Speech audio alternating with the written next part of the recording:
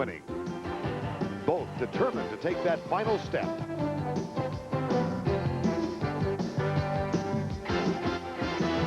To repeat as champion, to become a champion, you must be relentless in your pursuit, unyielding in your desire, single-minded in your goal. For the champion will ultimately pay any price for success.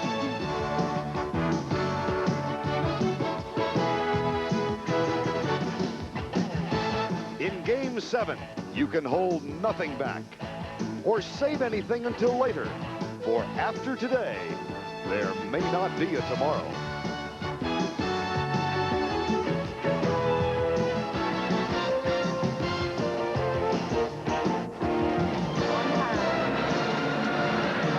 The Palace at Auburn Hills, Michigan, located 35 miles north of downtown Detroit. This is the 100th game played here in the last 2 years, and the 100th sellout. Moments ago, Michael Jordan and the Chicago Bulls, the challengers, hoping to win here for the first time in their last 8 trips. They were preceded on the court for the warm-ups by the defending world champions. The Detroit Pistons extended to a 7th game, a surprise to some, but not to Detroit and Chuck Daly. And 21,500 are gathered here for a very special afternoon. Hello, everybody. I'm Vern Lundquist, and welcome to a continuation of the NBA playoffs on CBS. Any Game 7 in the NBA is adorned with a special magnetism that reaches out and demands your attention. But this one is blessed with a special spice. Despite the fact that they're the defending world champions, this is the first time the Pistons have ever been at home in a Game 7. For Chicago, they haven't played a Game 7 in 15 years. And if they win today, they'll be in the NBA Finals for the first time in the history of the franchise. My partner is Lenny Elmore. Lenny, obviously the winner gets Portland in the NBA Finals. What else is it that flavors this 7th game so much? Well, certainly, Vern, there's not much else that a coach can tell a team in the locker room.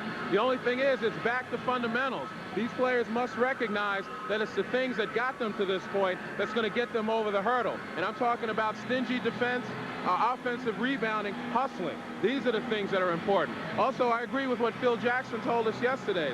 The official will not play that prominent a role in this game. The determining factors will be the field goal shooting, not the free throw line. Injuries always a part of the NBA playoffs. When we left you on Friday night, there were 3 players so affected. John Paxson will not start today. Bad right ankle. Craig Hodges will. Michael Jordan says his wrist is okay, though he did not shoot yesterday. Dennis Rodman has played for Detroit the last 2 games with a bad ankle. It's not any better, but it is Game 7. He'll go as long as he can.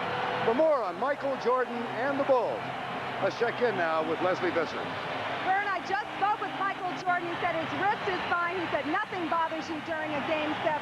Head coach Phil Jackson, who, by the way, would become the first rookie head coach to advance to the NBA Finals in 20 years, said this team has experienced a kind of bonding, that they're ready for this challenge. For Michael Jordan, it's almost apocalyptic. After all, the only thing this guy can't buy is the trip to the NBA Finals.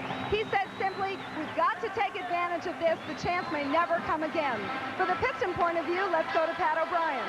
And Leslie, you're right. It's interesting. I spoke with Isiah Thomas early this morning about Michael, and he said in almost every category, Michael Jordan is hungrier than Isiah and the Pistons because he's never had a ring and never had a 7th game. But he said because Detroit's been in 2 7th games, even though they lost them, they're a lot smarter and wiser about these things. The other story in the locker room, I thought it was interesting. The assistant coaches were watching Portland Trailblazer tapes this morning. They said that's how confident they are going into this game.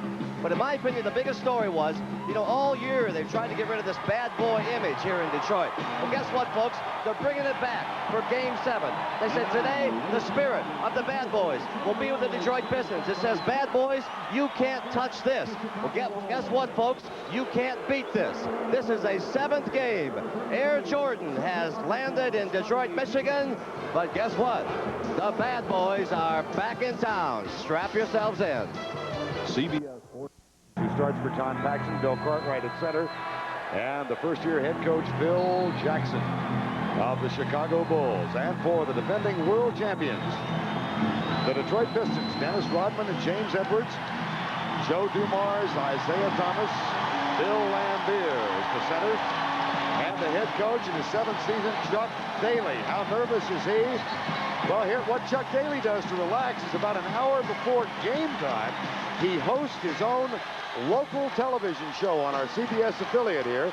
That, of course, is Thomas Hearns on the left. And it might help Chuck just to get his mind off what's going to happen about 50 minutes later. The officials today, a good crew. Earl Strom, Jake O'Donnell, Joe Crawford. Game 7 from the Palace. Piston ball. Isiah Thomas, who took special shooting coaching yesterday from Brendan Malone. He had a 5 for 17 night in Chicago on Friday night. And Craig Hodges will open up defensively on him. They go to James Edwards early. Too strong. Jordan with the rebound. Jordan will be, here's the pass inside to Cartwright. Isiah. It's a 3-on-4. Isiah Thomas finds Edwards. Short. Nice job of blocking the shot by Horace Grant.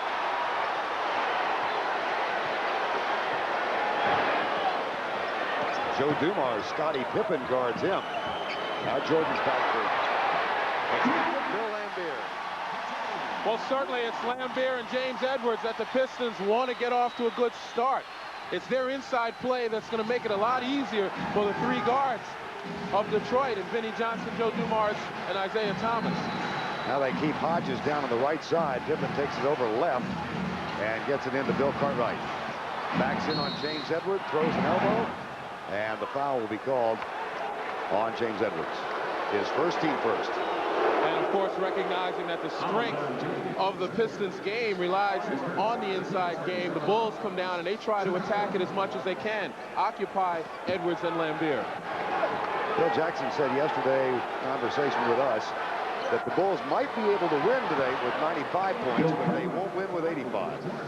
And they certainly won't win without some inside help. Bill Cartwright with a nice job on the baseline. He's got to get off to a good start.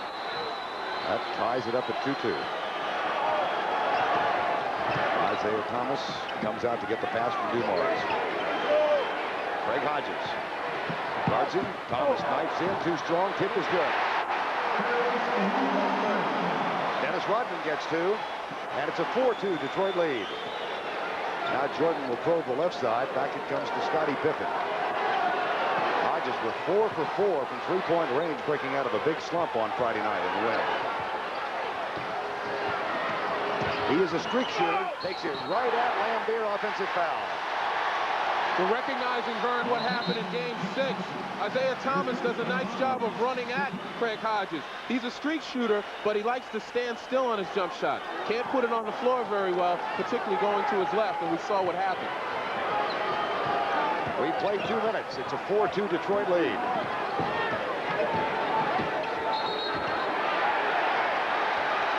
Foul on Bill Cartwright.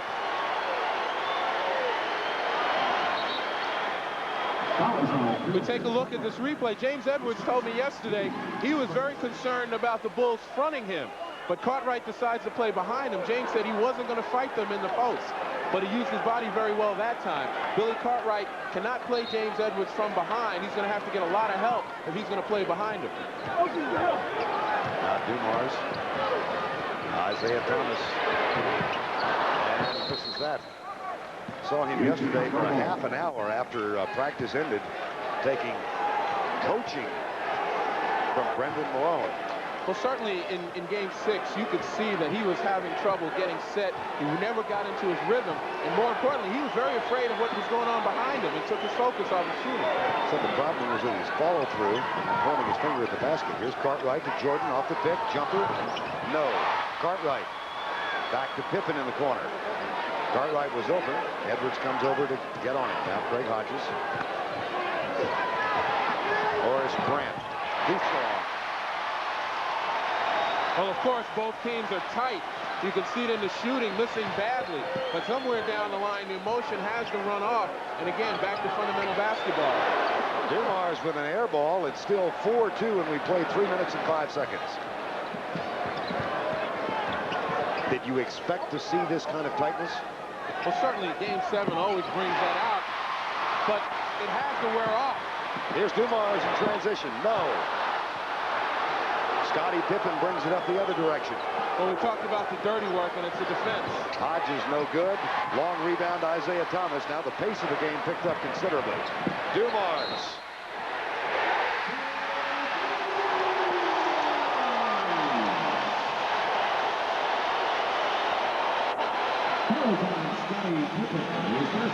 Well, we talk about a breakthrough in transition with Joe Dumars. The broken floor allowed him to find lanes to the basket.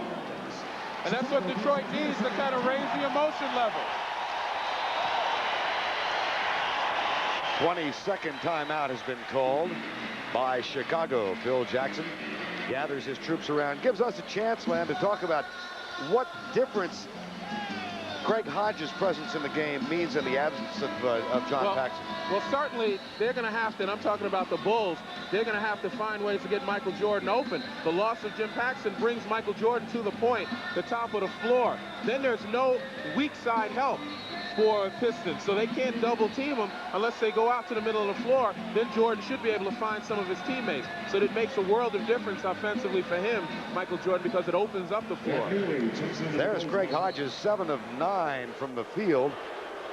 19 points. He was 4 of 4 on three-point field goals, and before the game he had been 2 of 12 three-point effort. Ed Neely has come in now. He played only 1 minute in game 6, so Ed Neely makes an appearance in the ball game. And he replaces Scottie Pippen. What does that mean? Well, the insertion of Ed Neely kind of emphasizes the kind of play that's going on inside, particularly the rebounding aspect. Neely clears the place out. He's also a smart passer. He's a good conduit for your offense to get the ball to other people. Scottie Pippen will get a rest because he's going to be needed somewhere down here for offense. Michael Jordan cuts the margin to 3, 7-4, nearing the 8-minute mark of quarter number 1.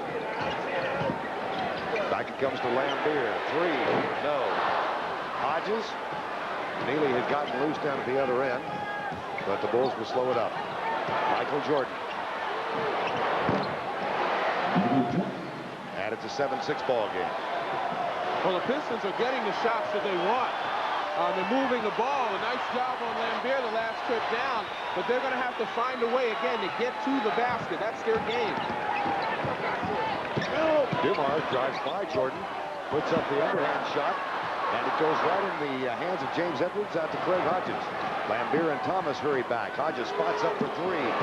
No. Jackson said, I don't have any doubt that he can come back and have another hot streak today. So far, it hasn't been there. Now, Edwards. And that's exactly what I was talking about. Bill Cartwright cannot guard James Edwards from behind. Edwards has too quick a lateral movement and nice moves inside. Cartwright's going to have to get help. Under 7 minutes, Jordan for 3. Well, they've taken the perimeter shots for the most part. Bulls trail by 9-6. Isiah Thomas trying to get off the mark. He was 5 of 21 in the first 2 games played here. Had his best games on the road in Chicago until the other night. Here's Edwards again. And Grant, who had 14 rebounds in the win by the Bulls on Friday night, grabs that one. Well, Horace Grant has certainly been a factor on the boards, but more importantly, when he was matched up against Bill Lambier, they liked that matchup. Here he's got Dennis Rodman on him. Cartwright, jump hook. Kicked out to Isiah Thomas. 2-on-2 as Hodges gets back.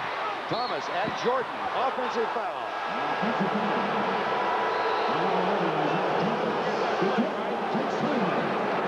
Earl Strom calls Isiah Thomas with the foul. Time has been called. Detroit up by 3. Period of play. Isiah Thomas called with that last foul, Lenny. Well, at the top of the telecast, we spoke of players knowing that they have to do the dirty work, tight defense, and no one is exempt.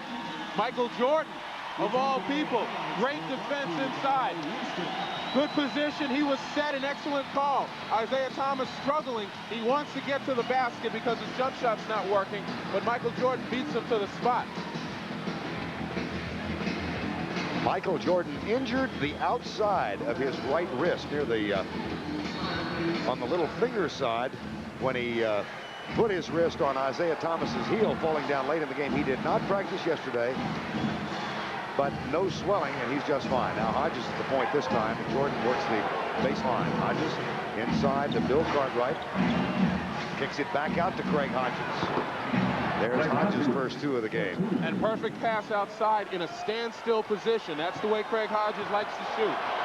9-8 Detroit. 5:45 to go, quarter number 1. Pistons are 16-1 in the playoffs in this building in the last 2 years. The one loss, Chicago beat them in game 1 a year ago. Dumars has it roll off the rim. Now Chicago can take the lead.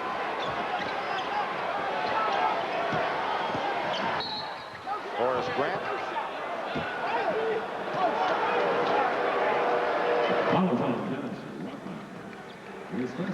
Dennis Rodman picks up the foul. His first. Ed Neely will inbound.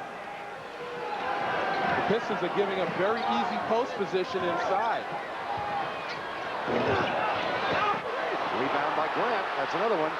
Hodges for 3. Yes. So he has hit his last 2 baskets now. Second chance opportunities off the board that time, giving the Bulls an opportunity to go back to their basic game, which is to penetrate and get the ball out to their standstill jumpers if nothing's there.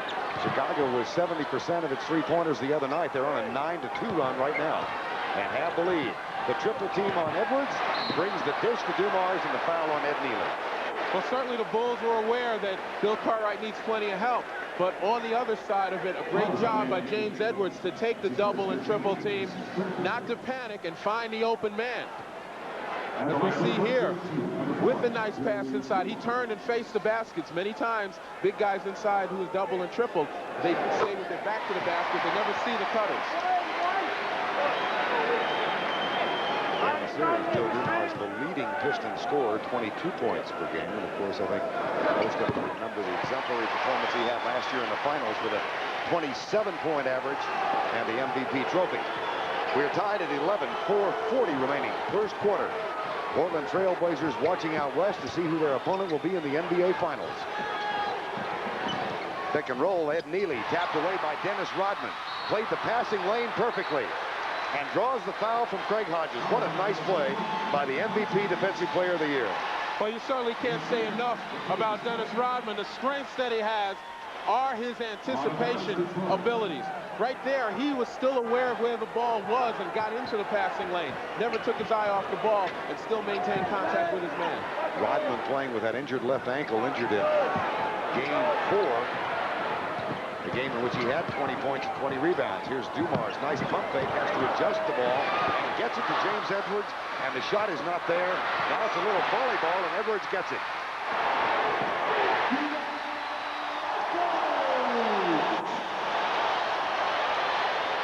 Pistons back on top by 2, 3:56 to go.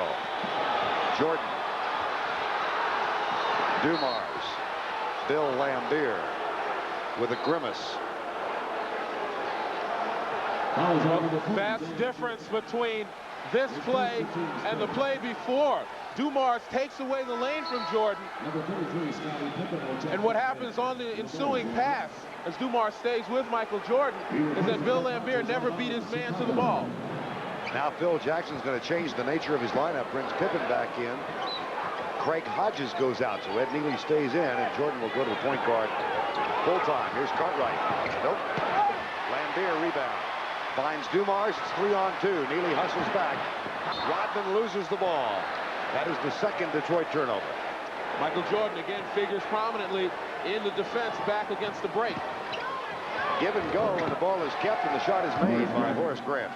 Well, with this lineup the Bulls have offensively, they have a big backcourt, and they're able to see over the smaller guards and able to dump the ball down inside, particularly with the matchup of Grant and Laimbeer. Dumars. Pippen on him. Nice move. Shot short. Detroit not hitting all that well. They are 5 of 17 from the field now. They were 6 of 24 in that pivotal quarter number 3 on Friday night. Jordan underneath. No, but he'll shoot.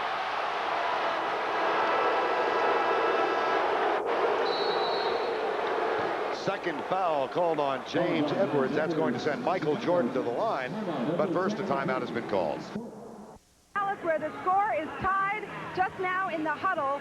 Chuck Daly told his team very simply, pass the ball, pass the ball, pass the ball.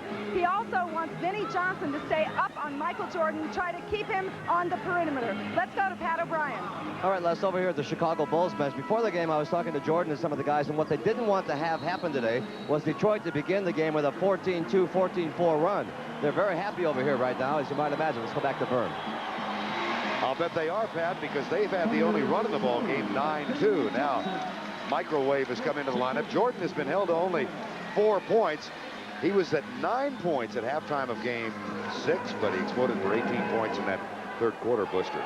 Well, what's important about that is that Michael Jordan is still utilizing his teammates very well. He's allowing the offensive diversity of the Bulls to make itself available for him. So when you get to the fourth quarter in a tight situation, he's going to be the focus of the Piston defense. He'll have confidence in dumping it off to his teammates who are now in the game offensively. This is the 68th time that Michael Jordan has been to the free throw line in this series. Well, the winner of this game takes on the Portland Trail Blazers. Game 1 of the NBA Finals Tuesday night, 9 o'clock Eastern. We can't tell you yet where that game will be played. If Detroit wins, it will be here. If Chicago wins, it will be in Portland. Here's Vinnie Johnson. Rodman had Lambeer open under the basket. Didn't see it.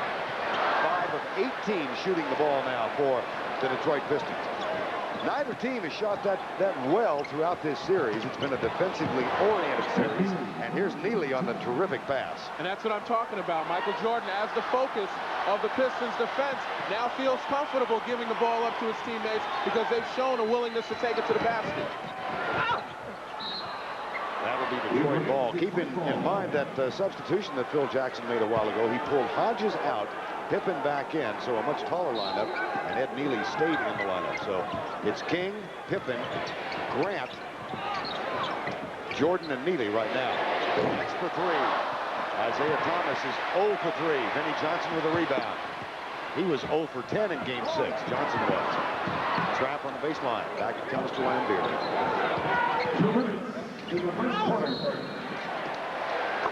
No basket, but Isiah Thomas will shoot free throws. Well, you take a look at the Bull lineup, Vern, and you recognize that the 3 frontline players, Stacey King, Horace Grant, and Ed Neely, are bangers, they're rebounders, but they're not as quick as the players for the Pistons at this time. And many times people believe that it's always size that gives you an advantage rebounding, but more so it's quickness, whoever gets to the ball first. And this time the Pistons have gotten a couple second chance opportunities that have put some people on the line. That's where they've had an advantage throughout this series. B.J. Armstrong is going to give Michael Jordan a rest. That's coming before the quarter break. So Jordan sits down with the Bulls up by 2 and 1:56 to go first quarter. See how long he stays down and what happens to the score while he's getting his rest.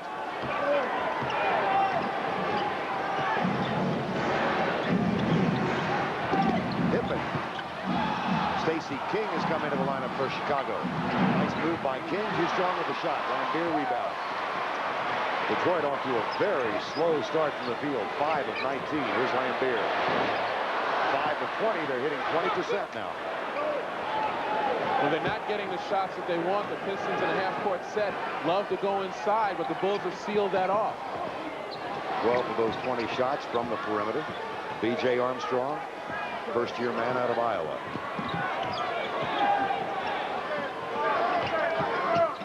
Stacey King has not had a memorable series against Detroit.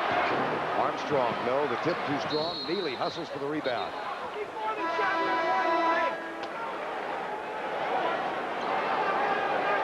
Ed Neely, who refers to himself as the ultimate role player. Now Mark Aguirre is going to come on for the Pistons.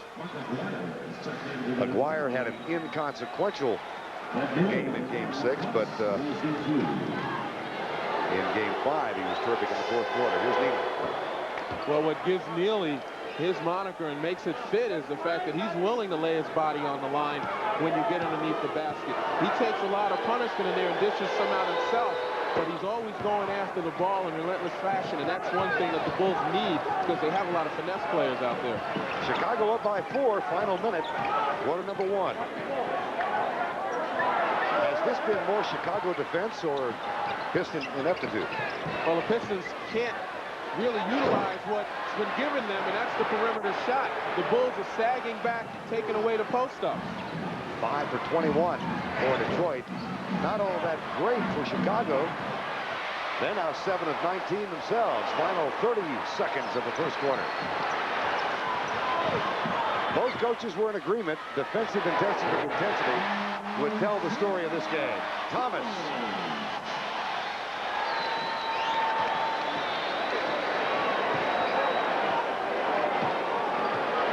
.14 on the shot clock. Just the slightest fraction of difference in the game clock and the shot clock. Armstrong. Spin move by Thomas. Doesn't get the roll.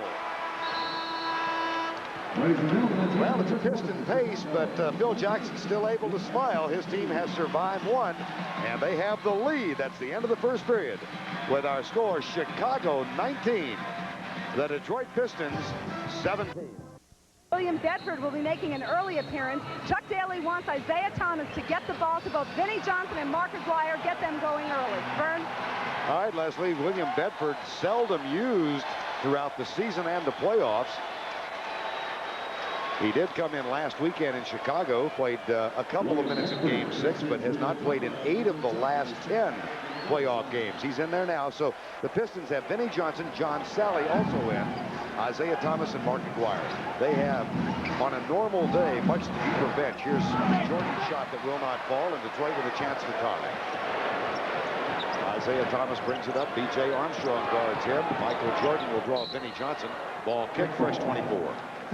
Certainly William Bedford's presence for the Pistons defensively. He's a big body. He has the ability to block some shots. And on the offensive end, he can go to the basket, to the backboard pretty well, and particularly when he posts up and the ball goes away from him. Now, when he came in last weekend, it surprised a lot of folks, and Daly said, hey, I didn't like what I was getting out of my center position. There's the tying basket. And Mark Aguirre gets his first 2 of the ball game. Surprised to see him this early in Game 7? Well, he is a big body, as I say.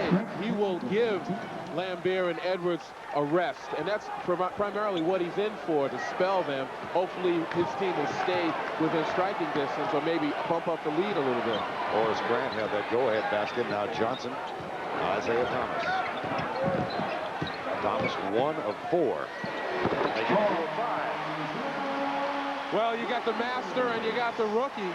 And Isiah Thomas is backing B.J. Armstrong down. Armstrong giving up a lot of room. That's helping Isiah's shooting confidence. Isiah Thomas has 6 rebounds now. 21 all. Pippen.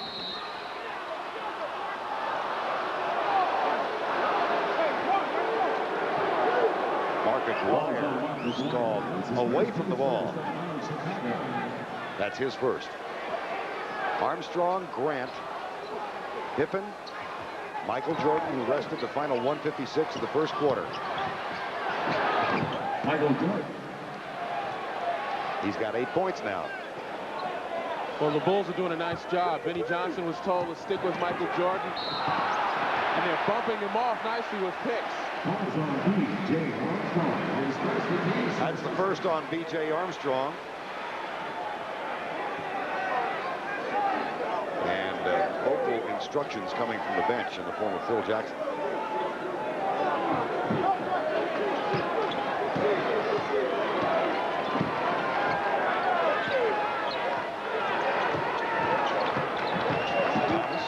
Armstrong gets back with him. They look inside. Bedford was posting up. Thomas feels like he's got it going now, but he misses that shot, and Pippen clears the rebound. Rebounds now 15-17. Chicago has the edge. Well, that was a lost opportunity, but what's happening is with Bedford in there, he's not an offensive threat. Time has been called. Chicago holds on to the lead by 2.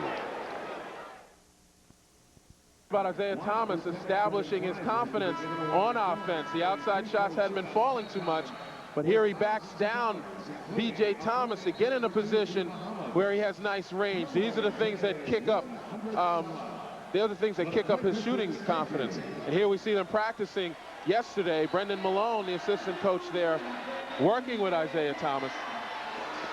Said he was having his problems with his follow-through. Isiah Thomas talking now with Jake O'Donnell. And if I said B.J. Thomas, it's B.J. Armstrong. B.J. Well, Thomas is an oldie but goodie. Raindrops will keep falling on your head. The title of the song he made famous a few years back. You and I remember. Do we ever? Mark Aguirre works hard for the shot. Gets it.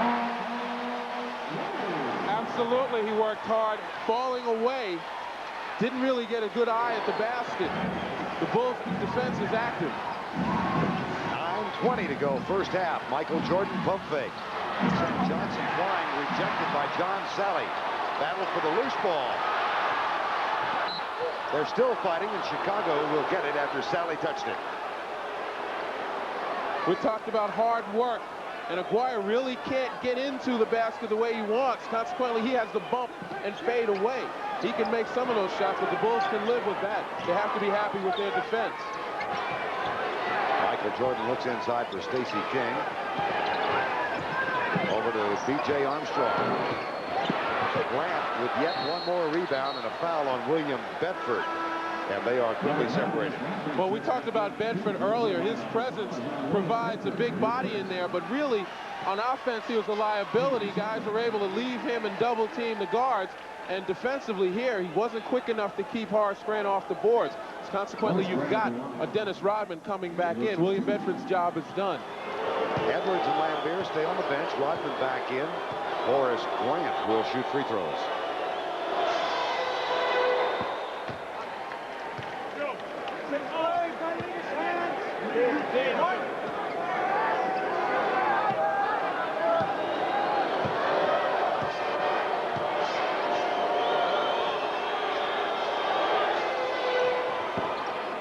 Back to a two-point edge for Chicago. Their goal, I guess, Lamb, was just to be within range at the end of three quarters, right? Certainly, they want to show some resilience, take all the Piston runs, have a few of their own, but then hang around until the fourth quarter. Then it's Jordan time. And as we saw earlier with Pat O'Brien, the T-shirt said, "You can't touch this." If Jordan has an opportunity, he's going to take that. Michael Jordan gets it up to the left side. It's tipped into the hands of Vinnie Johnson. Jordan almost steals it, and then it's thrown away. Rodman went down for it. And Aguirre did as well, and that has Chuck Daly up and pacing. Well, certainly every possession is going to be important in this game. Isiah Thomas tried to make the hard pass. Instead of backing up, they still had the advantage. They're going to have to get a little smarter in situations like that. Or a little isolation play now for Jordan. Turnaround jumper off the glass. No. Jordan is 3 out of 9. Here's a Grant steal. Vinnie Johnson took an elbow, and Jordan gets the rebound. Johnson double teamed. His team leaves him alone, hangs him out to dry.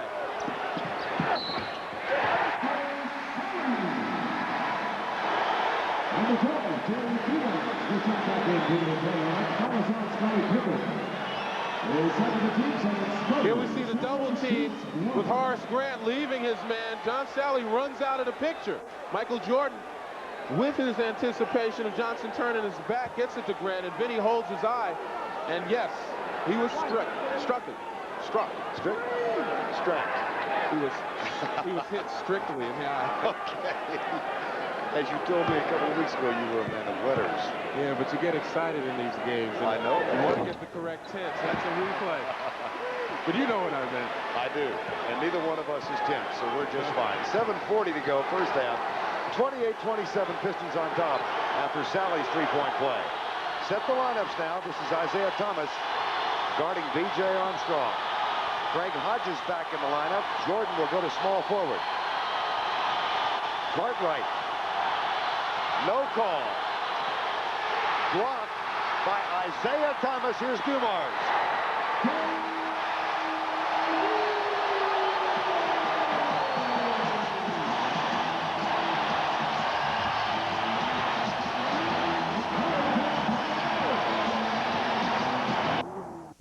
With the basket at the other end, Len. Well, certainly the crowd is getting into this game and raising the emotion and the intensity level. Michael Jordan really didn't have any place to go with it. as he's been surrounded. His teammates are going to have to make themselves more available. Field goal percentage now as the Pistons have hit 6 of 7 in this quarter to increase their average to 41.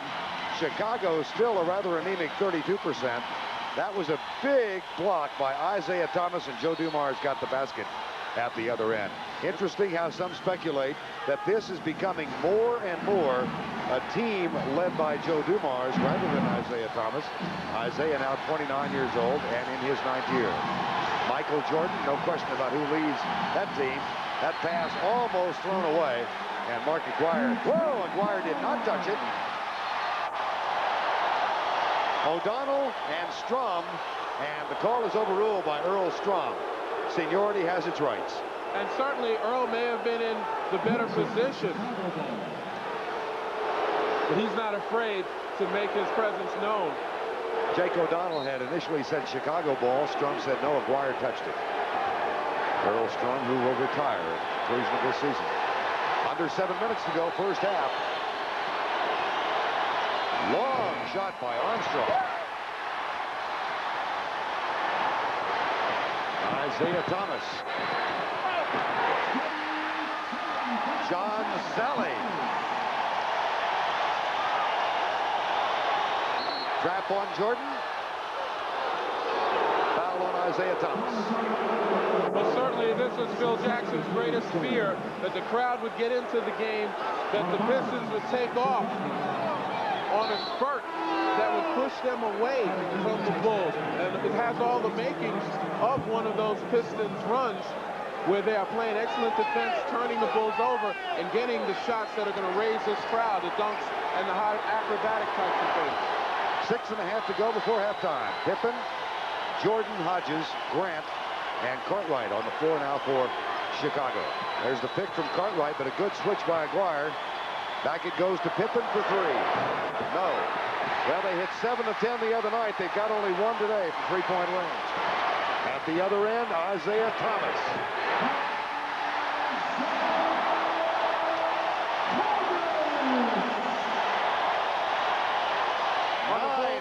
On the Bulls offense, certainly no one on the backboard. The dirty work is not being done.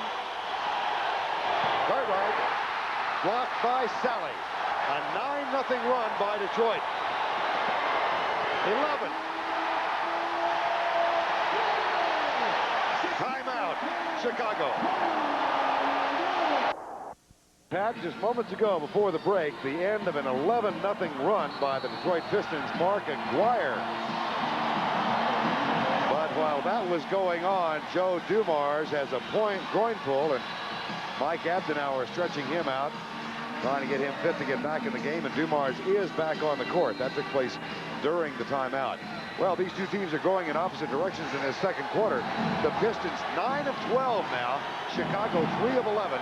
And the last 11 points have been scored by the defending world champion.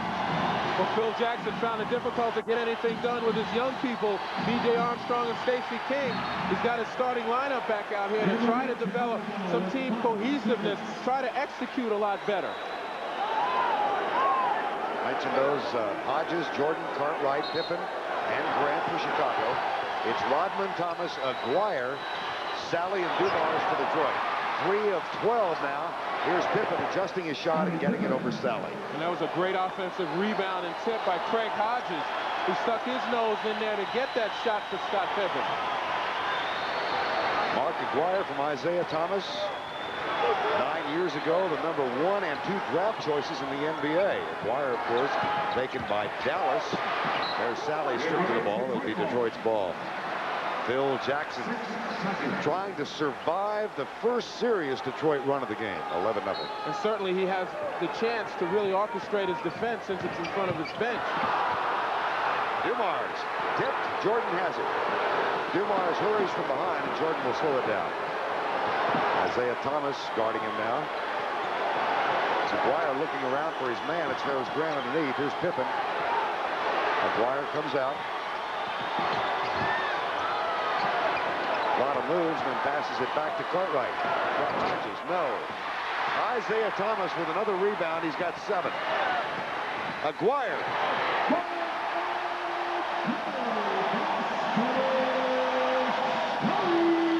pushing it up the floor like that keeps the Bulls retreating, and then patience to wait for the trailers like Mark Aguirre to come down the lane. They can walk to the basket. Hodges, Chicago ball. Very quick shot by Craig Hodges that time. I'm sure Phil Jackson would want some more floor balance. He would also want somebody available that gets the ball off the boards on the offensive end if possible. Bill Cartwright stays on the perimeter an awful lot. Ed Neely's more the kind of guy to go inside. Neely has it blocked by Salley. Blocked again by Salley. This time, count the basket. Well, in their loss here in Game 5, Chicago shot only 33%. They are shooting less than that right now. They are at 30%, 12 of 40. And Jackson said, we must shoot well. Thomas, 2 more. Pretty close to 3 seconds, but you see where Isiah Thomas is getting his shot now, where he has his confidence, and that's in the paint. Isiah Thomas with 10 points and 7 rebounds. Jordan. Pippen. Bulls are 1 of 6 from 3-point range. 1 of 7. What's leading to this emphasis on perimeter shooting by Chicago? Well, one of the problems is that Detroit is only giving up 1 shot. They're sagging back and allowing the quick shot to occur because they dare the Bulls to beat them from outside. They're only going to give them 1 shot. And that's what's happening. They get the 1 shot and they're off to the races, so to speak, on the other end in transition. The Bulls continue to back up. And what's happening, the trailers are walking into the basket because there's no one up there to contest them. Rodman at the free throw line. He has found the answer in this series. I think most of you know that Dennis not acclaimed for his free throw shooting prowess. And Chuck Daly was trying to hurry something in. Now Rodman misses on the second, but he's really been hitting free throws quite well against Chicago. 10-point edge. Pistons on a good run now. 41-31. Hodges for 3. It still won't go. They're 1 of 8. They were 7 of 10 at home on Friday night from 3-point range. Much better job of the Bulls in getting back in transition.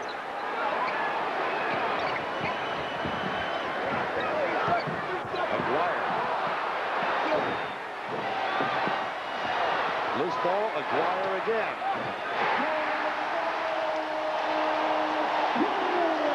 Boy, when he gets in a groove, he is something to behold. He's got 10 points now.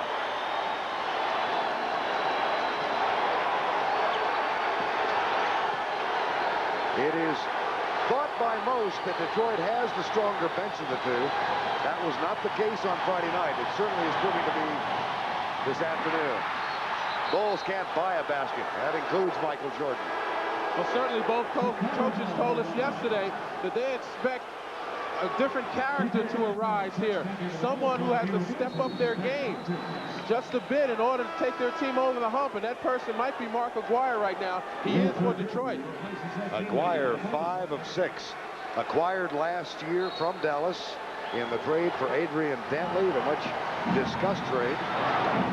And another shot won't go. Aguirre with a rebound. And you talk about the poor Chicago field goal shooting. Phil Jackson said that his team has poorer selection on the road. But he thought in the 7th game that they'd be over that. Obviously, they're not. 5 of 22 in this quarter. Isiah Thomas adjusts the shot and draws the foul.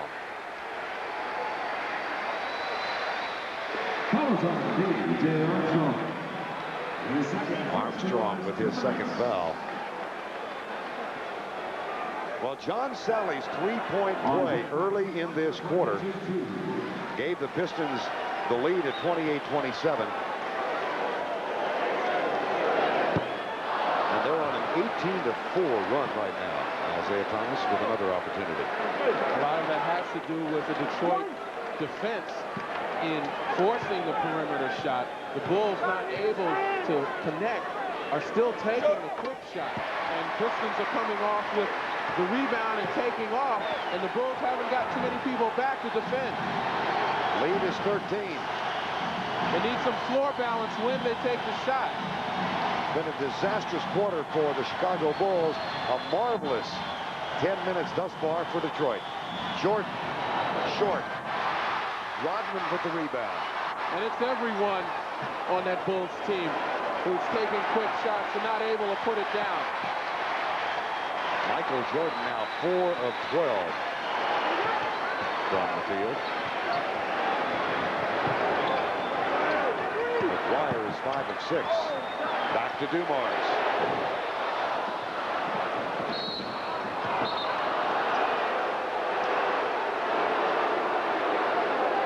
That's the third foul on Isiah Thomas. Benny Johnson is going to give Isiah Thomas a rest. Thomas, who has not played that well at home, ironically enough, he averaged 31 points in the games in Chicago until the other night, only 8 in the previous 3 games played here. But he's got it together today. Jordan taken away by Rodman, playing the passing lane again. There's another steal. And that's 6 Chicago turnovers. And certainly not a good pass by Michael Jordan. After going behind his back, he didn't even really look. He tried to look off the defender. But Rodman would not be denied there. He's not going for that kind of fake anymore. Double team on Aguirre as Greg comes out. Salley with 1 second on the shot clock.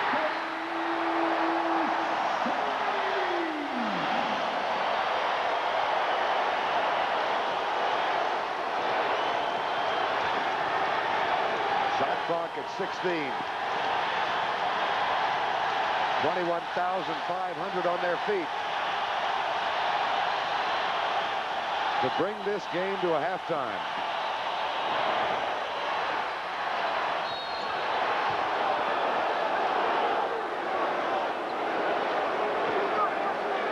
Bailey's still coaching, obviously, or talking with Strong.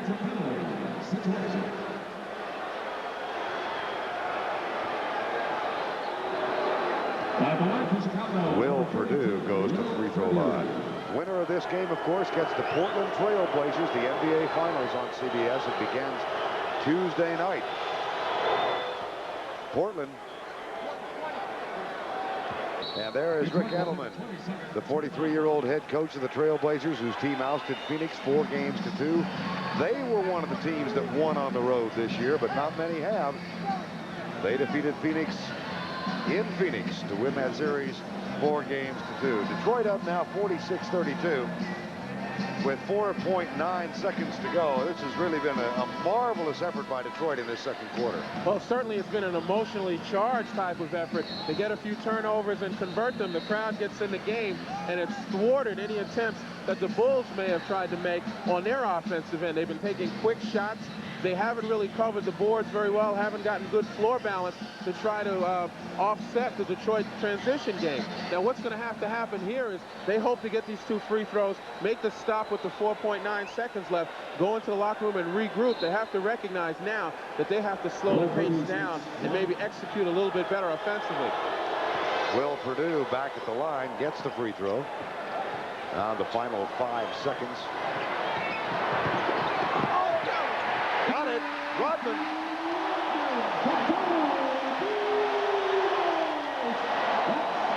That punctuates a pretty good period. As Detroit outscores Chicago by 17 points in quarter number 2. That's the end of the half with our score. Detroit 48, Chicago 33. Pat O'Brien. They think he'll be okay. Vern? And he will start, but he's been held to 2 points, 1 of 4 thus far in the ballgame. Michael Jordan, 4 of 12. As hot as the Pistons were in quarter number 2, Chicago, their 33 first-half points, lowest of any team in the playoffs this year. And they were fighting formidable odds playing on the road in this Game 7, coming in because the last 10 games that have gone to a Game 7 in the NBA playoffs have been won by the home team. But Jordan opens up the second half. Well, certainly that's a good start, Vern. They have to start getting better execution offensively and eliminate the poor outside shooting. Here's Michael Jordan after Isiah Thomas misses with the jumper. Pippen, Hodges, that's the three. And those that were falling the other night are bouncing off the front of the rim this afternoon. Well, still, that's too quick a shot. They have to slow the pace and try to explore their inside game. That'll open it up for the outside shot. Lambier and Edwards. And here is James Edwards traveling. Michael Jordan averaging 32 points in this series. In the first half thus far, 12 points per game. But he's picked it up in the second half with 20. He had 18 in the third quarter of the game in Chicago, won by the Bulls on Friday night. They'll need those 18 plus if they're going to get back in this one. Horace Grant, no. Rebound, Lambier.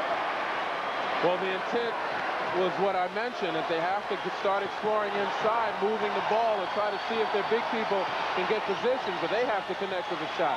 There's the patented pick and spot up with Lambier and Isiah Thomas, and Jordan draws the foul. Well, you see defensively, the Bulls are trying to get after it. Dumars gets the ball, and Jordan comes flying out after him. That's the intensity they require defensively if they're going to get back in it. It's much of the same what Detroit did in the second quarter. They shot 82%, 14 of 17 in the second quarter. Most of those layups off the turnovers and missed shots by Chicago. Thomas to Rodman.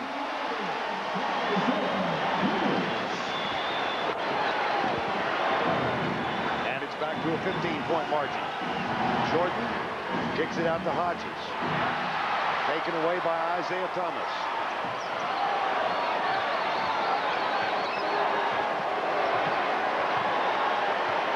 Vern, with Paxson out of the game, his absence really looms large. Hodges not able to hit the shot. That's his role. Paxson would have some better. Basket underneath off the pass to Thomas.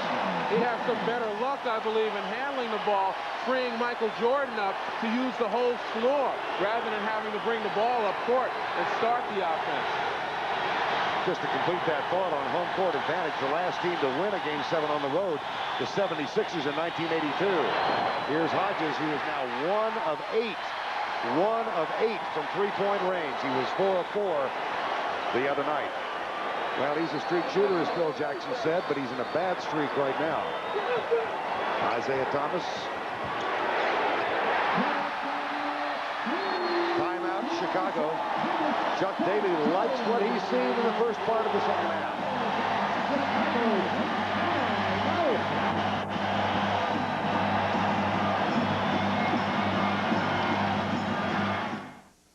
Recently, execution of the Pistons that's gotten them this lead. Watch Isiah Thomas set Craig Hodges up. Take him one way, go the other on the pick. Poor defensive intensity there by Craig Hodges, who once he was picked off, had to take the roll man on the switch. And if the Pistons hang on to win this game, they will open the NBA playoffs at home against Portland at 9 o'clock Eastern time.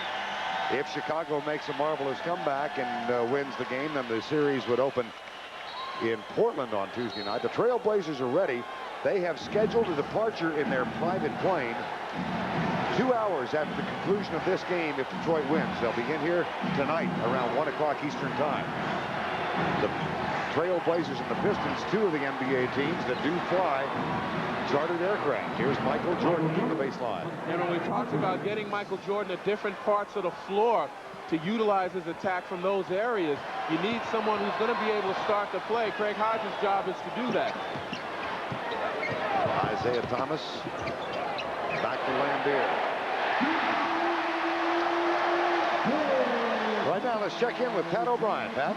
Vernon, the last time out, the Chicago Bulls, Michael Jordan had his own team meeting on the floor. The coaches had their own meeting, 2 separate meetings. Jordan saying, hey, we are not out of this thing yet. I've never seen him so animated in a huddle. Back to you guys. All right, Pat, he may have memories of the Detroit comeback back in Chicago when they were down by 19 and cut it to 3 on the Memorial Day weekend. Now, they wound up losing that game, but they got right back in it. Here's Isiah Thomas.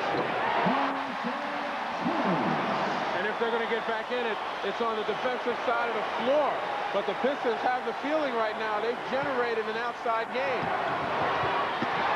Shot too strong off the glass. Another Piston rebound. It's Hodges, Cartwright, Grant, Pippen, and Jordan for Chicago. Isiah Thomas for 3.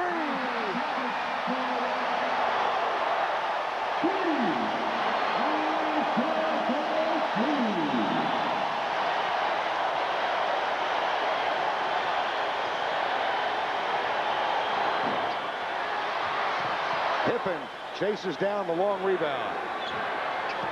Jordan goes by Dumars and Rodman.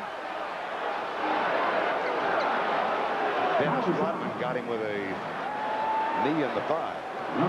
Well, it's certainly the first time in many possessions down floor on the offensive end that the Chicago Bulls have gotten a hand on an offensive rebound. The Pistons have virtually eliminated the offensive rebounding opportunities. It's going to take that, plus it's going to take, again, execution offensively. Getting Jordan open, but having other people involved as well. Terrible pass by Horace Grant. Horace Grant throws it right into the hands of Lambier. And then does chase down the long rebound after Isiah Thomas misses the three-pointer. Jordan goes by Dumars. Over Edwards, 2 more. Michael now 8 of 16. And he's got 18 points. But the lead is 20. It was a 23-6 run early in the second quarter to the end of the half that gave the Pistons this cushion. Isiah Thomas.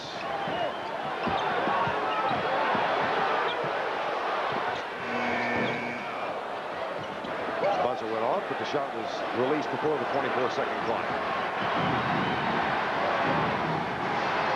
Pippen is 1 of 5 from the field. 1 of 6. Grant is 2 of 11, 2 of 12.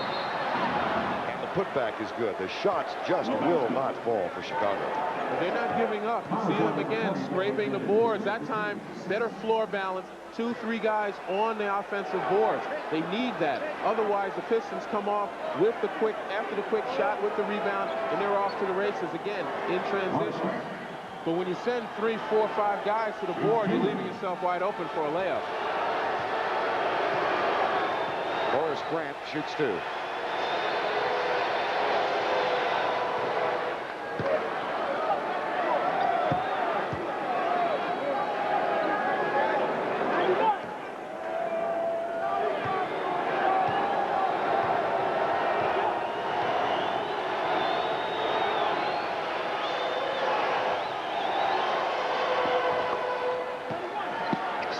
To go third quarter, 61-43 now.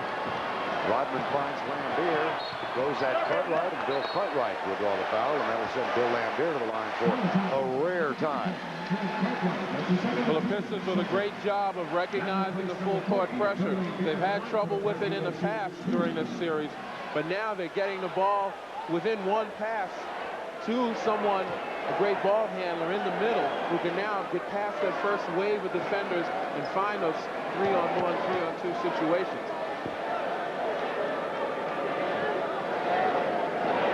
Lambier's 12th free throw in the 7th game. There's John Paxson, who re-injured his right ankle while coming down hard in the third quarter of game number 6, and talked with him last night and again today. Just not much chance he could really go. He said he had a little mobility today. Lambier, who's broken out of a slump. You saw that graphic on Bill Lambier's shooting percentage in Chicago, 26%. That includes the other night when he broke out of a slump because he had been 1 of 13. Jordan.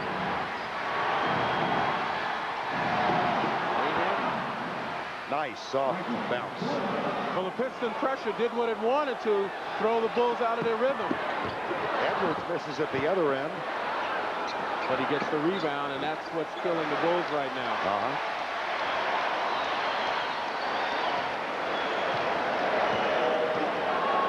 5:40 to go, third quarter. A 15-point Detroit lead at the half. Isiah Thomas helped ignite that lead. And here's Michael Jordan with 20 points now. He's almost at the point where he's got to take it upon himself, doesn't he? Well, he does, but what he is doing right now is recognizing when he's doubled and tripled, and he still has enough confidence in his teammates to hit them. Bill Cartwright with a nice job, like on the baseline. In this period, Chicago 6 of 13. Chuck Daly senses a little bit of a trend he doesn't like. So he calls timeout with 5:12 to go. Detroit still up 63-47. In the third quarter, the defending world champs on top by 16. Right now, let's check in with Leslie Visser. Thanks, Vern, I'm here with a guy who's played in a few legendary seventh games. Magic Johnson, what is unique about a seventh game? I'm sorry, I never heard you. What's special about a seventh game? Well, what's special is the fact that the star players usually rise to the occasion. It's a big, big game. And as you can see with some of the Bulls players right now, they really don't want to handle the pressure of a 7th game. They really off. And Detroit's really playing well. But I think the key is Isiah's really got them going, got them sparked. And the bench, Mark Aguirre and John Salley, really played well for them. I heard you're taking Isiah to dinner for congratulations. Is that true? Oh, yeah. If he come out with this victory, I definitely will. You know, it's just he's a great competitor, and he sparked the Pistons to their lead right now. Great. Thank you, Magic. Back to you, Vern. All right, Magic, I think back to what Pat O'Brien said at the beginning of the telecast, Lenny, when he talked to Isiah this morning. He said, they've got the hunger. They meaning Michael Jordan and the Chicago Bulls, but we've got the wisdom. We've been here before. Well, certainly that makes the difference. But you don't want to put all the pressure, if you're one of the Bulls, on your teammate Michael Jordan. You've got to share some of that. And when you have a superstar who can carry you, he'll do it in spurts, but you have to win as a team. 22-point lead has been cut down to 14 now, 63-49. And a foul called underneath the basket. John Salley's getting ready to come back in. James Edwards will get a rest. Foul was on Michael Jordan. That's his second non-shooting foul. Isiah Thomas, Dennis Rodman, Lambier. They'll do an isolation play now. Rodman, little pick and roll. There's the roll. They settle for Lambier spotting up and then find Dumars in the corner. It worked perfectly except for the shot that did not go in. 63-49, a chance to get now within 12. Here's Jordan. He finds Horace Grant underneath, and Grant can't buy a bucket. Well, that's when you have to stick your nose in there and draw the foul. Grant decided to fade away, got a little cute with it. This is the 7th game. You got to lay everything out there. Goes back to what perhaps Magic Johnson was just talking about. Horace Grant now 2 of 12 from the field. Rodman pick and roll again. This time Hodges stays with Rodman and the switch. Isiah Thomas, no. Jordan with a rebound. 3:50 to go, 3rd quarter. Hodges for 3. Oh boy, big basket for the Bulls. That's his 2nd of the ball game from 3-point range. Well, the Bulls with pressure right now, but they've started to do what they need to. They've slowed the pace. They've executed. You don't need an awful lot of execution. A pick here, a pick there to change the defense. Make them move a bit, and you'll find an opening. Just sense the Bulls working on defense a little harder. Offensive foul called. And now the Chicago team, which trailed 61-39 and is on a 13-2 run, can get it to a single-digit margin. Pippen penetrates, kicks out to Hodges. 3 points. No, sir. Rodman with a rebound.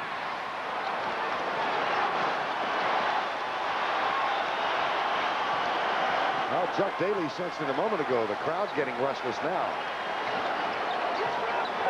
Dumars, Isiah Thomas.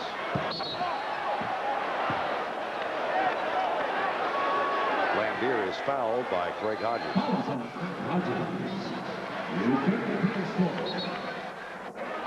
That's his 3rd. Rodman will inbound.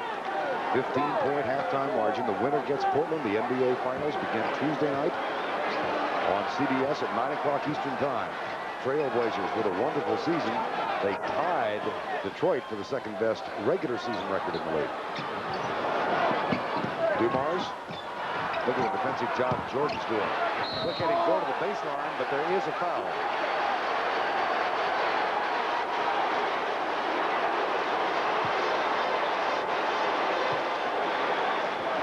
Certainly spreading the floor and then penetrating has allowed the Piston guards to find a lot of cutters going to the basket. That's what they want to do now. Knowing the Bulls have to extend their defense and put some pressure on them, the Pistons are trying to use that aggressiveness against the Bulls. Foul was called on Horace Grant, not on Michael Jordan. Salley gets the roll. Coming up next, final round of the Kemper Open from Washington, D.C. Steve Jones had the lead going into the final round. That's coming up next. at the conclusion of our game. Steve Jones now at 12 under par after it started today at -11. And lane violation. Even though Salley missed it, he gets another chance. That's got to break your heart if you're the coach, and we saw Phil Jackson without a happy look on his face.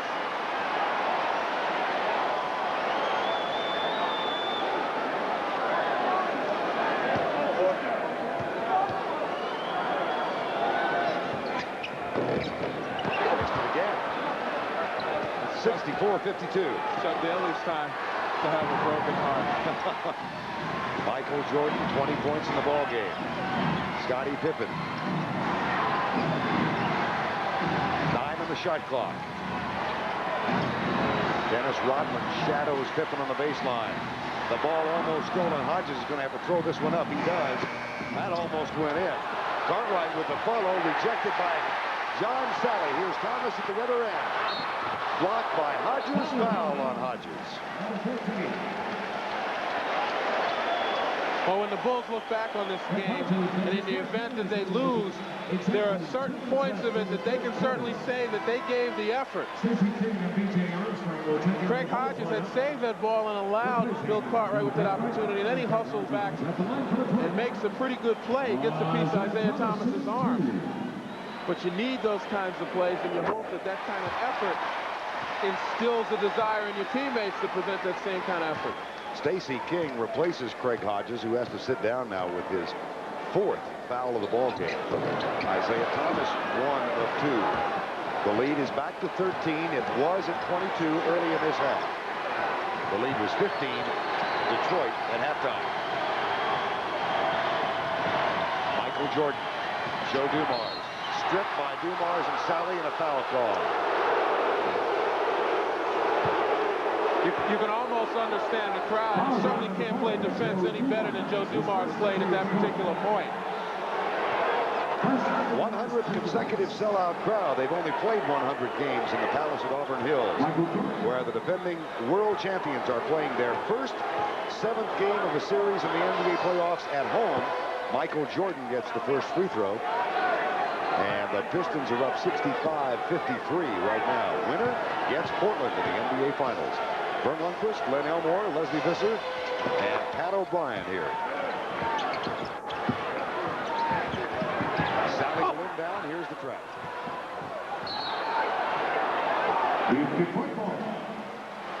Well, the last play that put Michael Jordan on the line, you talk about excellent defense. That looked like a pretty good play there by Joe Dumars. Sure did. Certainly shadowed Michael Jordan, didn't allow him to turn the corner. That was Dumars' first foul of the game, by the way.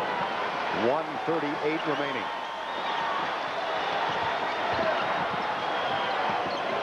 B.J. Armstrong on now, late getting the last player who hits the shot.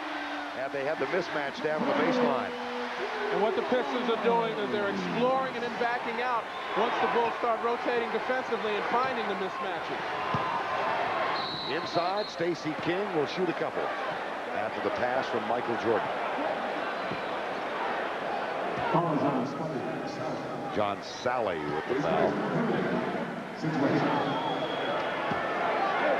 King's playing minutes have diminished as this series has gone from 4 to 5 to 6 and now to 7 games.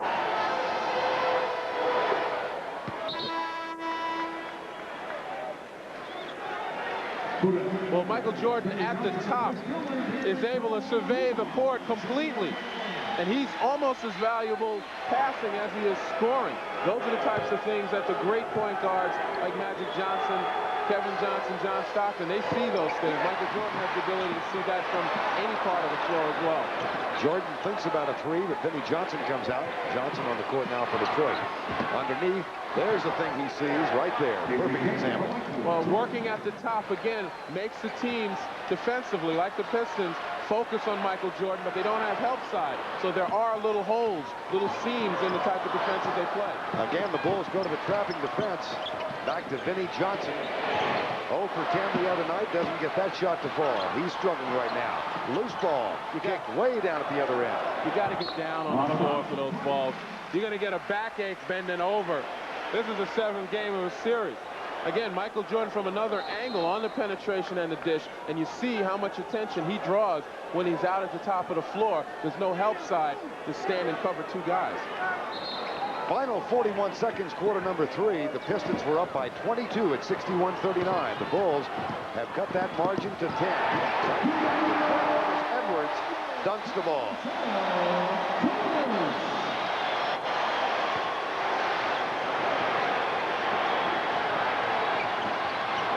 Jordan the King. And again, Stacey King will shoot free throws. Edwards can't believe it. Pistons certainly have to be disappointed. Again, they play great defense on Michael Jordan. He gets up in the air, Jordan does. He really doesn't have any place to go with it. He finally finds a man, but what happens is on good defensive positioning, James Edwards is called for a foul because of the contact.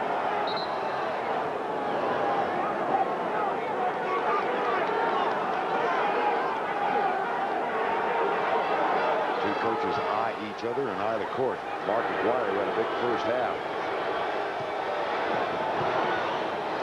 hitting 5 of 6. Ed Neely's going to come back on the court now for Phil Jackson's team, and Michael Jordan will sit down and rest the final 26 seconds of quarter number 3. Jordan getting the rest for the second time in the ball game now with 22 points on 9 of 17 and 6 rebounds. This quarter he is 6 of 6. Jordan's second rest of the game. He sat out the final 156 of quarter number 1. 10-point margin, 59-69. Detroit on top. They led by 15 at the half, using a 23-6 explosion in the second quarter. Here's Edwards, trapped by Neely. Double team, leaves Salley open. Rodman for the rebound, but it's on the floor, and the quarter ends. Ladies and gentlemen, that's the end of the third quarter. Well, the Bulls cut 5 from the margin. That's the end of the third period with our score. Detroit 69, Chicago 59. We'll return to the Palace after this message and a word from your local station.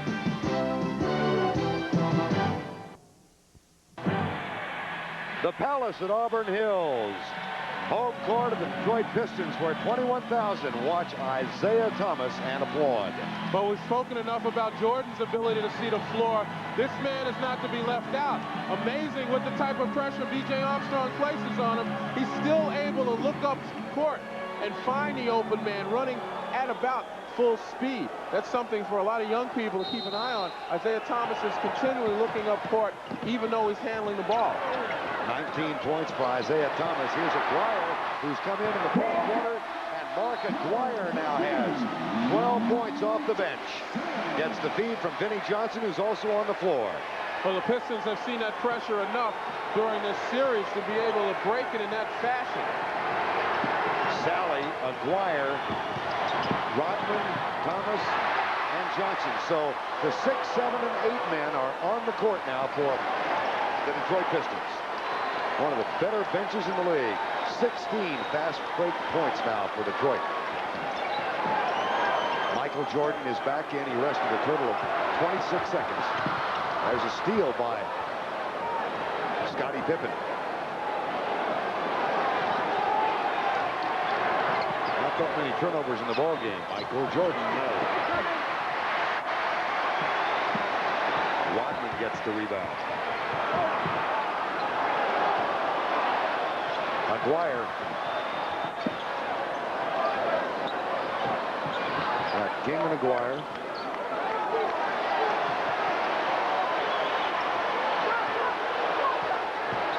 Jordan on Johnson. He finds Dennis Rodman.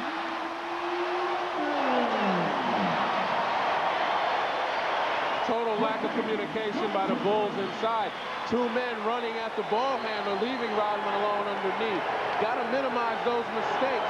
And on the other end, capitalize on the layups, which the Bulls have missed. This is what Chuck Daly wanted. The first 4 points of the quarter belonged to Detroit. And now Jordan posts up and gets 2 more. He's got 24. Burn with 10 minutes and about 15 seconds left. A 12-point lead isn't insurmountable, particularly for the Bulls. They're almost where they'd like to be within shooting distance. The only problem is they still haven't developed that ability on offense to get the ball where they want. Thomas does a great job with the pump fake, and B.J. Armstrong. That's his third. So Isiah Thomas goes to the line. I was mentioning a while ago now, Aguirre and Thomas both on the court. The number 1 and 2 draft choices 9 years ago. It was thought by many that Dallas, who had the first pick that year, was going to take this man. They flew him into Dallas, had 15 or 16 minicams, it seemed like everybody was going live at 5, and there was a great to-do. And then all of a sudden, after Isiah had gone back home, Mark Aguirre came in, had a private chat with the owner, Don Carter. Aguirre, of course, had a troubled reputation as a bit of a difficult man, and Carter was convinced he could turn the franchise around. So Carter and the Mavericks drafted Aguirre. Detroit got Thomas, and now look, they're reunited. And the Bulls wanted to get the ball to Jordan on the post. He was forced to come outside and get it. Kicked out, and time has been called. 9:43 remaining in the ball game. The winner takes on Portland. Chevrolet introduces the That they're going to have to start taking right now because their season's dwindling down. Jordan now has Vinnie Johnson guarding him.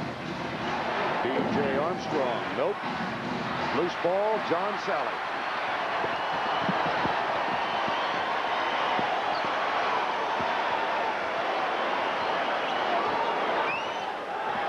Isiah Thomas looks for Aguirre. Aguirre 6 of 7. Works on Horace Grant. Fade away. Nope. But look at here. Rodman clears it out for the Pistons. Well, the Rodman-Pippen matchup, Scottie Pippen is really no match against Rodman underneath. Not accustomed to being under there for such long periods of time. Rodman gets great positions. That's what I mean by giving away opportunities. They can't afford to give up second and third shots to this Piston team at this time. Rodman with a screen on Jordan, and Thomas takes the shot, which will be Chicago's. This is a Detroit team that lost handily to Chicago on Friday night. That had even more problems. We said they fly a private plane. There's B.J. Armstrong at the other end. Nope. Mark Aguirre for Detroit. When they went to the airport to get on their private plane to come home, a fuel truck backed into the nose of it. $25,000 damage. They didn't get home till 2:30 in the morning. Here's Johnson. He's all right. The plane's all right. If they win, they'll use it in the NBA Finals. You got to wonder if the driver of that truck took his Bulls hat off before they realized what was going on.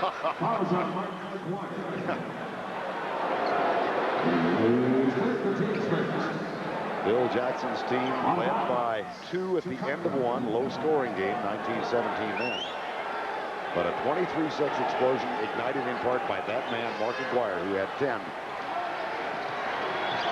Gave Detroit a 15-point halftime lead. Pippen.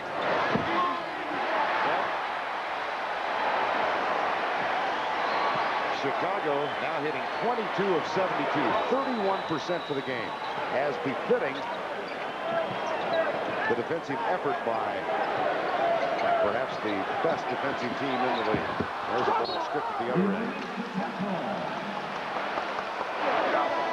7:48 remaining. Craig Hodges playing with 4 fouls, comes in for B.J. Armstrong, and Ed Neely is going to check in and get Stacey King a rest.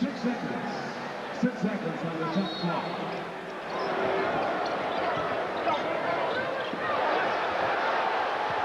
Salley, 2 seconds on the shot clock. Offensive foul is called on John Salley. That's his second.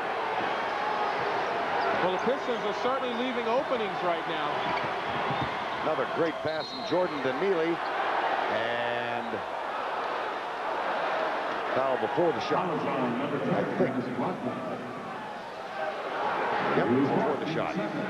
100th consecutive sellout in this gorgeous basketball facility in Auburn Hills, Michigan, some 30 miles north of downtown Detroit, where the Pistons playing their first game number 7 at home. Michael Jordan count the basket, and he will shoot a free throw. Well, I mentioned before, the Pistons haven't slammed the door completely. Their turnovers on the other end are adding opportunities for the Bulls. Here, Michael Jordan takes advantage of it. Again, getting pushed off the block where he'd rather be. But this time, he takes the whole interior defense of the Pistons to the basket. Another look, the same thing. It's more quickness than anything else. But those are the things that they have to do. Take the ball into the paint. They can't rely on the perimeter shots anymore. 77-64, the lead 13. Bulls chipped 5 from that margin in the third quarter of play. They fell behind by as many as 22, 61-39. And trailed at the end of 3, 69-59. Rodman limping as he heads back down the court. Grant.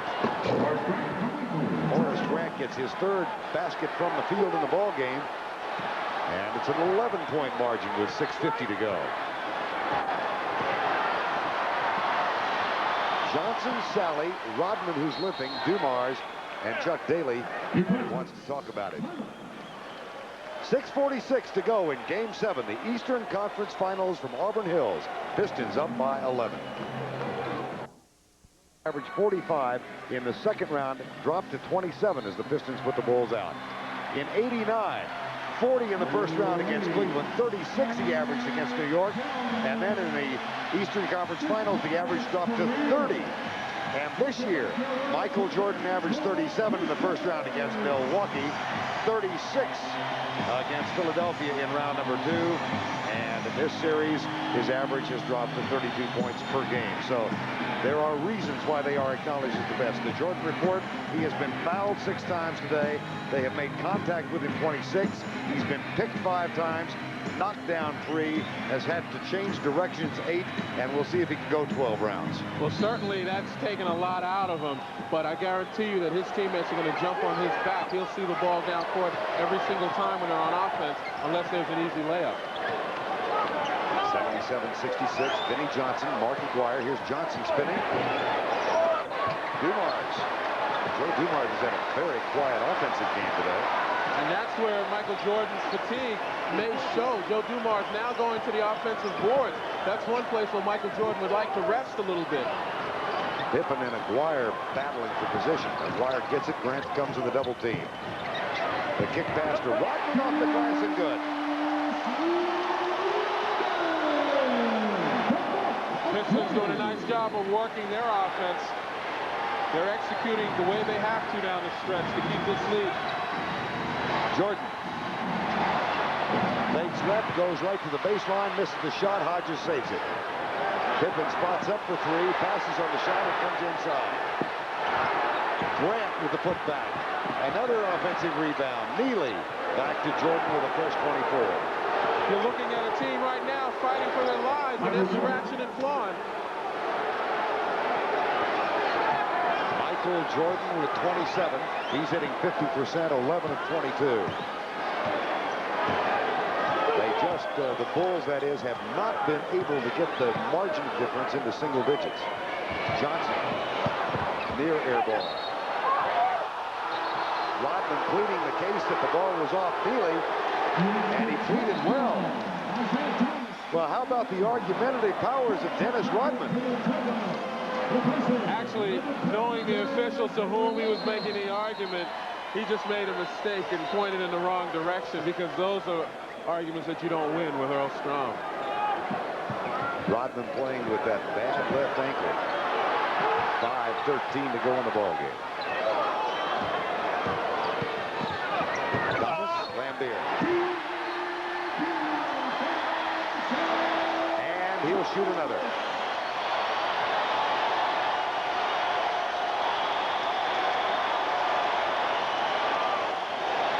Those two guys that just come into the ball game, playing a little two-man basketball with the clear out to Isiah Thomas. The Bulls defense, Scottie Pippen, has to come over to cut off the drive. And once he comes over, his man follows him right underneath the basket. Anytime there's a double team, that's where you go. And if you have a guy like Isiah Thomas, he's going to find you.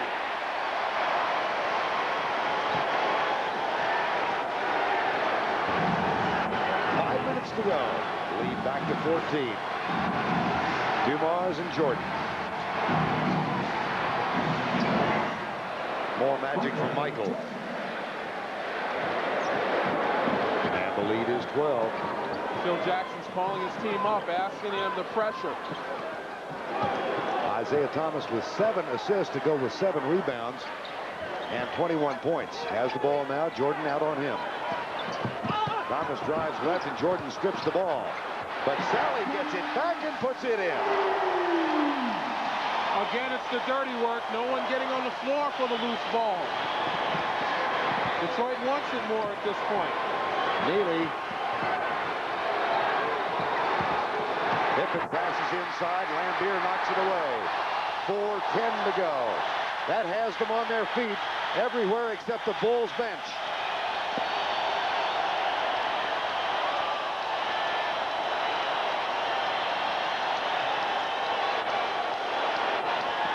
Aguirre, Lambier.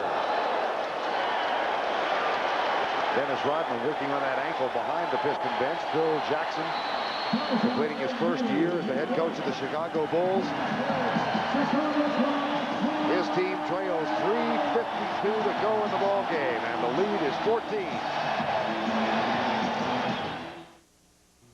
Traditional Oriental wisdom says, basket and work harder on defense. He knows, of course, that Michael Jordan is still open for business.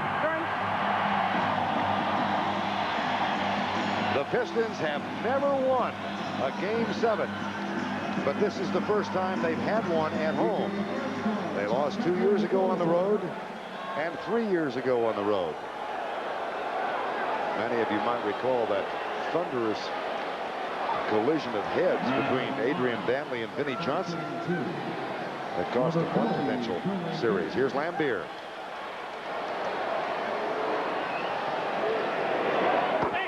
Lead is 15, just as it was at halftime.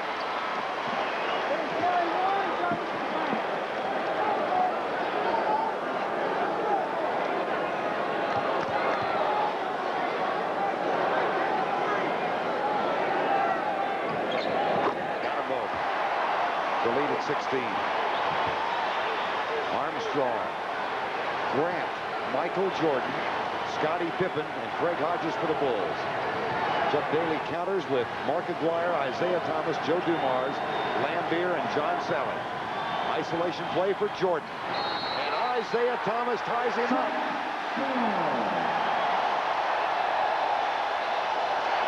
Defensively, the Pistons are now pointing totally at Michael Jordan. They don't believe that any of the other 4 Bulls can hurt them at this point with this much time left. So anytime he turns his back or is away from the ball, you're going to find another Piston in his face. We take a look now on a clear out. Michael Jordan appears to have Joe Dumars beat. But Isiah Thomas totally leads B.J. Armstrong, recognizing that Michael Jordan may try to do it on his own. And they play right into the Pistons' hands. Ball was tipped out of bounds after the jump ball. Back to Hodges. Spots up for the 3, and it rims out. Craig Hodges is 2 of 12 from three-point range, which equals what he had accomplished in the first 5 games of this series, 2 of 12. He was 4 for 4 in the Chicago win the other night. And it'll be Detroit to put it in bounds. If I have to pick one key play, and that's impossible in basketball, I'll go back to Isiah Thomas in that first quarter of play. Detroit had just taken the lead, and he blocked a Michael Jordan jump shot. Rodman got the loose ball. Dumars on the fast break at the other end. And since they took that 3-point edge, Detroit has, for the most part, been in control of this ball game. And certainly plays like that, the ability to penetrate and find people, more so than scoring. Isiah Thomas has been the leader of this team for so many years. And despite all the rumors to the contrary, this will go a long way in reestablishing his preeminence, not only in the league, but on his team, among his teammates.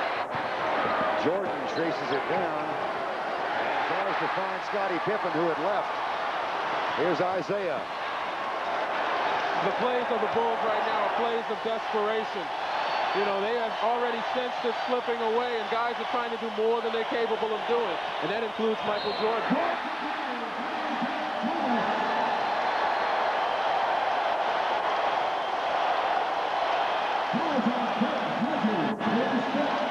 They're packing their bags in Portland.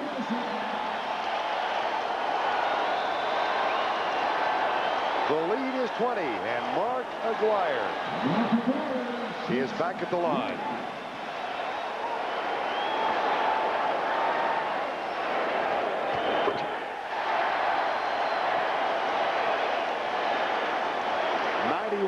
.70.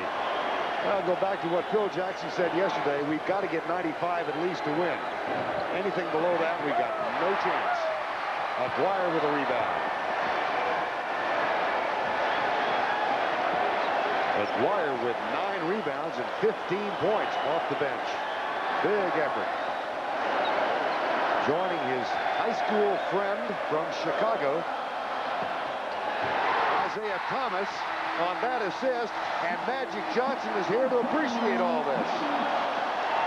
He's the third close friend in that bunch. Timeout, Bulls, with 2:03 to go.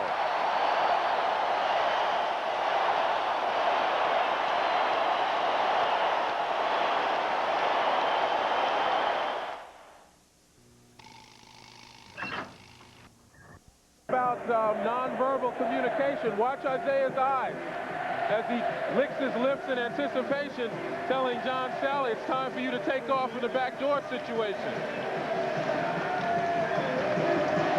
No words spoken. These guys recognize what it takes to win.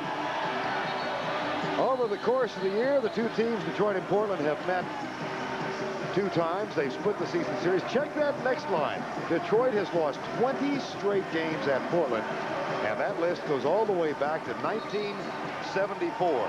Both teams 59 and 23 this year. The tiebreaker is the fact the Pistons had a better conference record. Thus, Detroit gets the home court advantage, and they will open the finals here on Tuesday night at 9 o'clock. And don't forget the format for the NBA Finals now. 2 games in Detroit, then 3 in Portland, and back here for the final 2 if necessary. 2:03 to go. Charles Davis in. Horace Grant, Ed Neely, Michael Jordan. Not there from the corner. That's the 3. Nope. Davis gets 2. At the conclusion of our game, Lenny Elmore and I will select the Miller Lite Player of the Game. In conjunction with the award, Light Beer presents a check in the amount of $1,000 in the player's name to the National Multiple Sclerosis Society. Well, more teams in the NBA may be going to private aircraft. The 2 teams in the finals both fly on charters. As a matter of fact, Steve Jones, a friend of ours who used to play for Portland and does their radio commentary and some television work, as Armstrong with 2 points, said that he thinks the acquisition of that private plane, Lenny, is one of the most important things in Portland's successful season. Well, certainly, in speaking to people around the league, they attest to the fact that in games, back-to-back game situations, you can pick up 5 or 6 wins by being able to get to a town early enough to get your players rested. All you got to do is keep fuel truck drivers from backing into the nose of your airplane. Final minute, Mark Aguirre. Travel.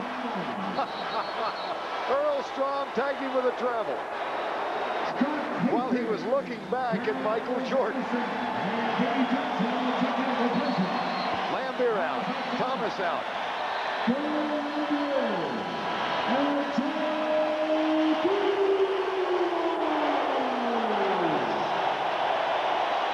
Well, the Pistons have moved on, but you really got a feel for this man right here. I mean, playing his heart out, but he recognizes that his team, even though it's 1 game better, they took the Pistons to a 7th game this year, they still didn't bridge that gap. And that is putting them in the upper echelon of teams that wind up playing at the end of the season. You know, they've bounced back a lot during this series.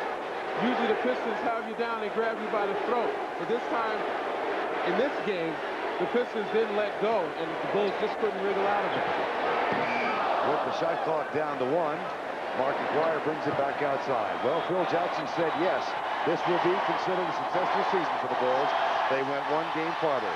For the Pistons, nothing but another world championship will do. And they, the Detroit Pistons, will meet the Portland Trail Blazers in the best of 7 beginning Tuesday night on CBS.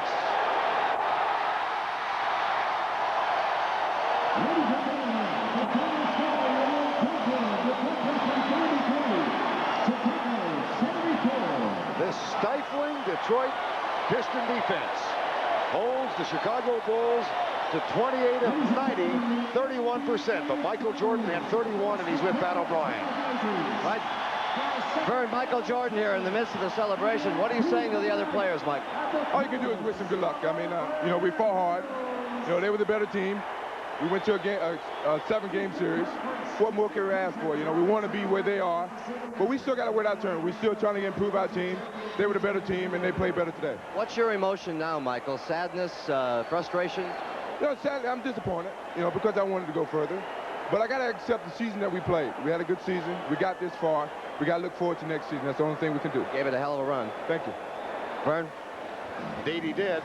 31 points to lead the Bulls. That's just one below his series average. And in the locker room, Mark Aguirre, Bill Lambier, and our Miller Lite player of the game, Isiah Thomas, tonight with 21 points, 7 of 17. He had 7 rebounds, 8 assists, and on his behalf, Miller Lite will donate $1,000 to the National Multiple Sclerosis Society. Isiah Thomas with his best game at home in this series. Well, go back to that second quarter when this game was really decided, Len, and tell us, just to recap what happened. What proved the difference in your mind? Well, certainly the inability of the Bulls to hit the perimeter shots. And what the Detroit Pistons did is they found an alternative. They weren't able to hit the shots that were given them, but they intensified their defense activity. And what they did was double, triple Michael Jordan. That block by Isiah proved to be very important. 82% field goal shooting in the second quarter, primarily because they took turnovers and converted them in their transition game. The Bulls never got anyone back. And once they got out 14, 15 points, the Bulls just didn't have the firepower, despite Michael Jordan. They didn't have the firepower to come back, nor the defensive ability to stop the Pistons on the other end. And in contrast to what happened in Chicago on Friday night, this time the Detroit bench had a terrific, terrific afternoon. Right now, let's go to Leslie Visser, who's with Isiah Thomas. Isiah, it has a familiar ring to it, Eastern Conference champion. Congratulations. What was the key? I think the key was definitely our defense. We played hard. We played aggressive defense. We rebounded the ball extremely well, and we were able to get out into the transition game to get some fast breaks. You know, everybody just did a hell of a job, and it was very difficult. I got a lot of respect for what the Celtics and the Lakers been doing the last 18 years. You're a kid from the streets of Chicago. Was it any more meaningful to beat the Bulls? Not really. I got kind of mixed feelings about it because I'm from Chicago and I've always grew up wanting them to do well. And then it has to be that I'm kind of like the thorn in their side. But, you know, they're a good basketball team, and one day they're going to be in the position that we're in, and hopefully they can win one in Chicago. Well, thank you, Isiah. Best luck against Portland. Back to you, Vern. All right, Leslie, and just a quick footnote, the Detroit bench outscores Chicago in this game 33 points to 15, and they hold the Bulls to 31% shooting from the field. We'll be back right after this message. What's your first